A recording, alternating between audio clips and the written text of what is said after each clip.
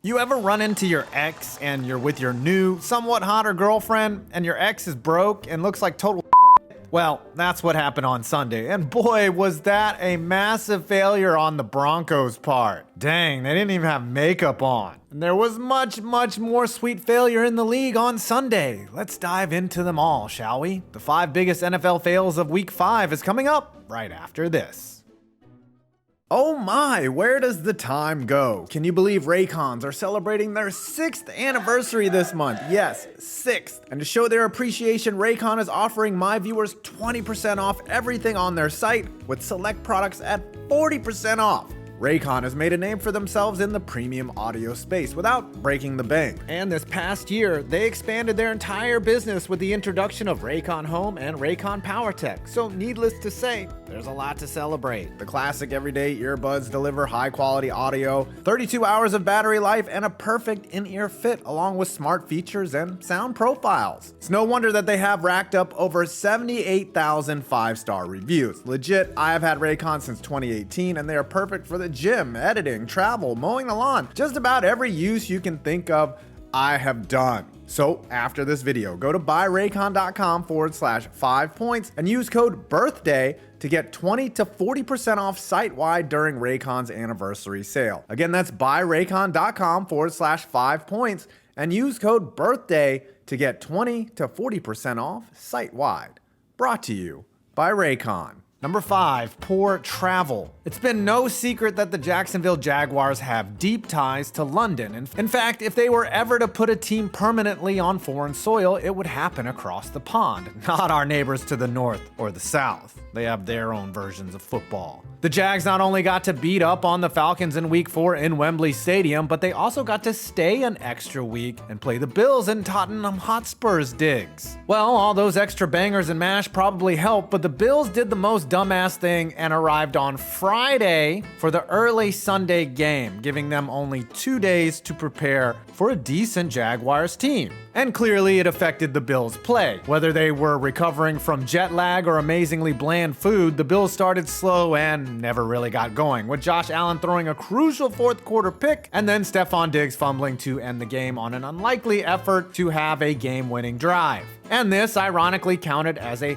home game for the Bills. They should fire whoever their travel coordinator is. Number 4, we need to have a talk. For 20 years, the New England Patriots absolutely showed no sympathy for this league, basically taking corn-filled dumps on the AFC East, the entire AFC, the rule book, Asian massage parlors, you name it. And every year it seemed as if the dynasty would die and then the guru of Foxborough would rebuild and the Death Star would come back with even more destruction. Well, until Palpatine lost his Darth. Now the Patriots are seriously ass, and nobody on earth should feel sorry for them for one fucking second. It's one thing to get blown out by a good Cowboys team. It's another to get absolutely pink-socked by a pedestrian Saints team. The Pats put up 0 points for the first time in 30 years, and it was their worst shutout loss since 1972. Nearly 50 fucking years ago. The O-line is in shambles, Mac Jones was awful and ended up getting benched. And there really doesn't seem to be any fix for this roster other than blowing it up and starting all over. And who knows if Bill Belichick has the time or the patience to do that in his golden years. But thanks for showering the Pats in fail, Saints.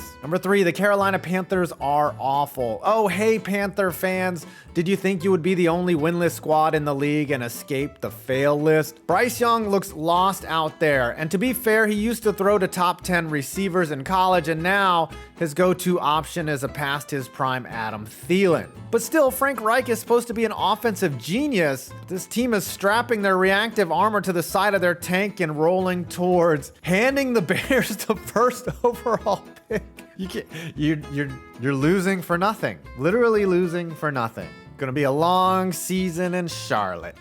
Number 2, are we still dem boy? It was such a good week for Cowboys fans, right? They walked into the office with their Cowboys ties and socks on, ready to annoy the shit out of their coworkers. Well, that was all good until this Monday, when they quietly tried to sneak in and not turn on the lights in their tiny little cubicle. The game was close at one point, but then Dak Prescott must have received a call from Jameis Winston after halftime, and he started cooking turnovers that turned into points like he was the Swedish chef. 3 straight picks, in fact. Yeah, bust out that Dak cologne for those nights you don't feel like scoring. And now for our juiciest fail of the week.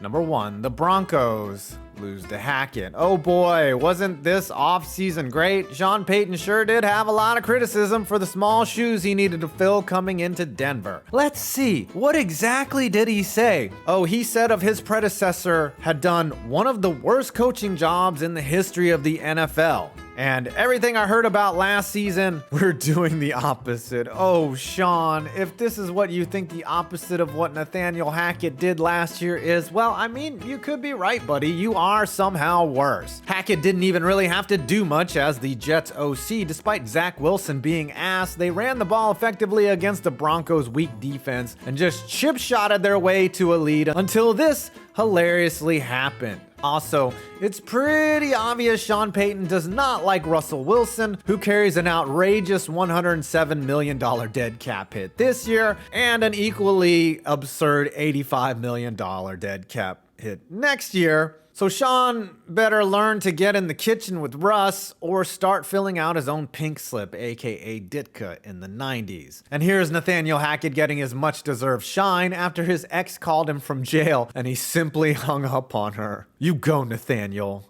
You're free now. Until next week, I'm 5 Points Vids, and you made it to my next video.